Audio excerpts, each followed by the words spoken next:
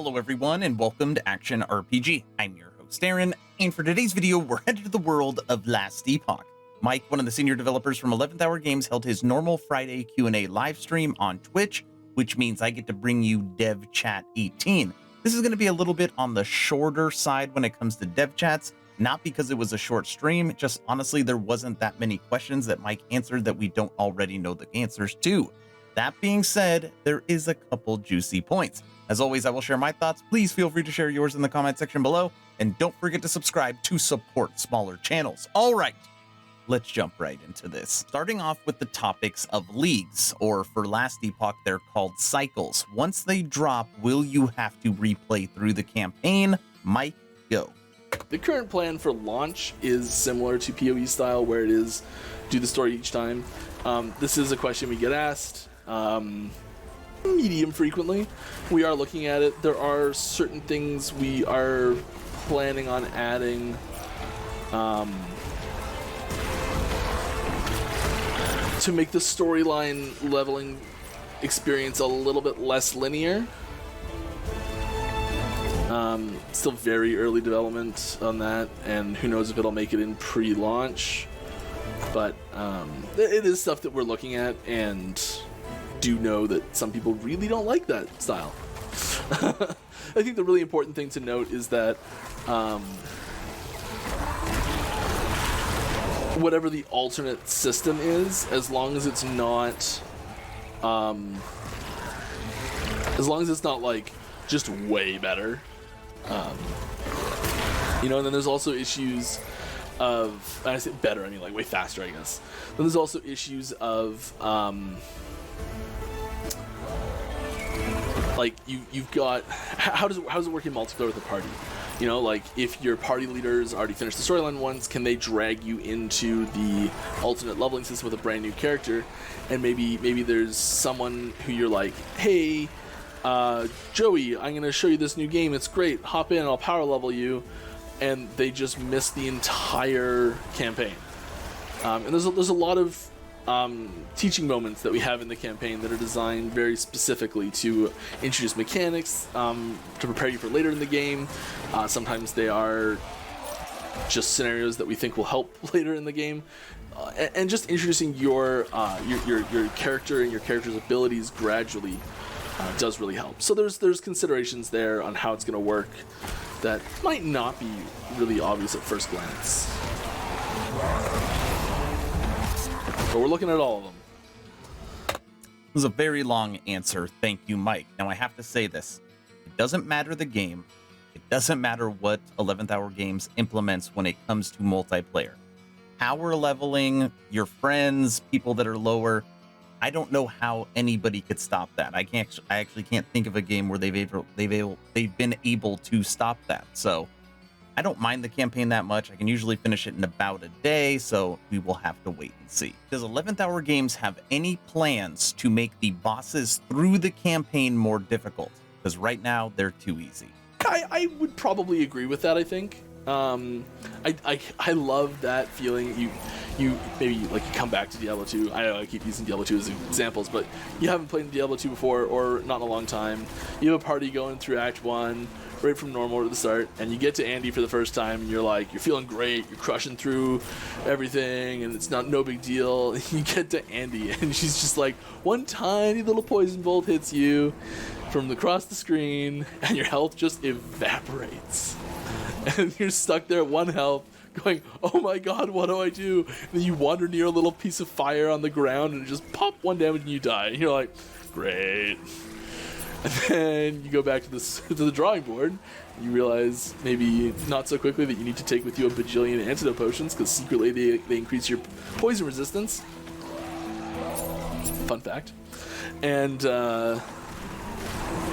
yeah.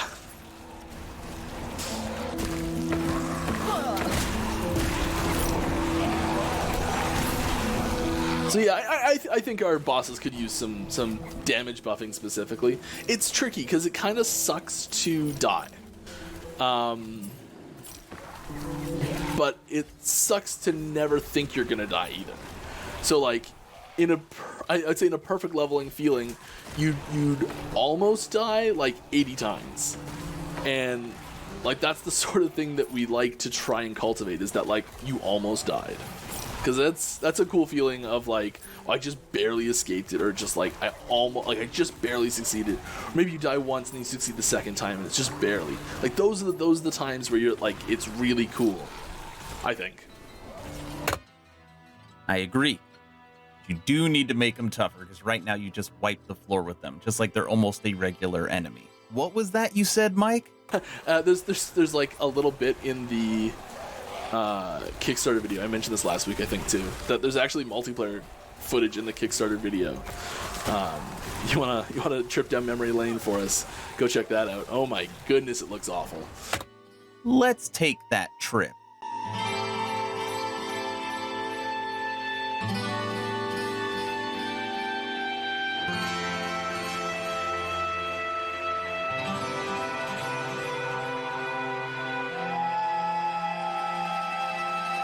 There's plenty more to come in this video, but first, if you're new here, welcome. Obviously, you have stumbled upon the coolest ARPG site on YouTube, so please like, subscribe, and hit the bell so you know anytime I drop a video. We also have a full merch store on the channel available under the store tab. Lastly, we have officially dropped memberships for the channel, 5 tiers available. It is the best way to support me and my journey on YouTube. As always, thank you all for the support. Are you ready for potentially a new ladder? Absolutely. I think that the one of the, like, a cool thing could be like a new ladder that could show up is corruption for Shade of Orbis kills. So like all it would track is just, okay, you killed Shade of Orbis at 4,000 corruption. Oh, you killed Shade of Orbis at 20 corruption. Like that would just be the ladder. Like what corruption was he at when you killed him? That's it. Yes. Please do that. Quick question, quick answer. Does 11th Hour Games have a plan to put in fishing? Maybe. I will take maybe. Our one and only leak for this dev stream, an unannounced skill. We have a clue. One little thing. There's a skill, there's an unannounced skill coming next patch. And I will tease out one of the nodes for that skill. So I'm not gonna tell you what the skill is or what this means even, but we'll give it a go here. So the skill name is the start of it. Is now a combo ability, and the second part causes you to dash to the flag. This effect works even if the flag has been picked up by an enemy. I'll say it again. Skill is now a combo ability, and the second part causes you to dash to the flag. This effect works even if the flag has been picked up by an enemy. What in the world does that mean? Maybe a war banner? That's my guess, but I have no freaking idea. All right, everyone, we have come to our final question. Somebody asked Mike, what is 11th Hour Games' plan when it comes to support classes, specifically with multiplayer? And I'm allow Mike to answer this question to take out this video. But first, if you haven't joined the official Action RPG Discord, please do so. We're now over 1,000 members, great conversations every day. The idea is to create a gaming community that could jump from game to game together, so you never start the server alone. Link for that Discord is in the description. I hope you all enjoyed Dev Chat 18. Mike, take it away. Yeah, for sure. That's a great question. We do want to have support builds be possible. Certain classes will definitely be better at it than others. For example, Druid and Paladin will probably be the primary two that are like really good at it. That's not to say you won't see other builds being able to do it as well. So I think a good example of this is even something as simple as like a curse on an acolyte, being able to really debuff enemies and make it easier for other people to deal damage to it. Sometimes that doesn't need to necessarily be your making it so that your minions are easier to deal damage to. No. But instead it is thank you for that, by the way. Instead, it is the totally lost my train of thought. It is you're debuffing enemies for your allies to deal more damage to you. I would consider that a support role. So tank, heals, or just damage augmenting for other people.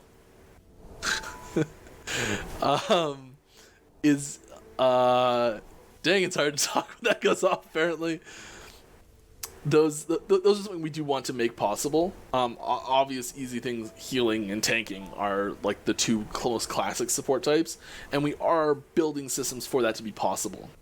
We don't want them to be. It's a close one. We don't want it to be mandatory in a party. We don't want you to have this.